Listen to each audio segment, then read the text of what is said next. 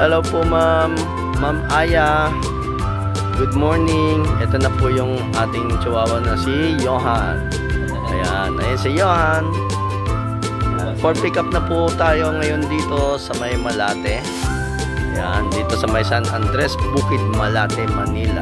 Ayan. Going to Ojungan, Romblon. Ayan. So road trip na po kami going to Batangas Port. Thank you po, Sir Jonathan. Ayan si Sir Jonathan. Thank you.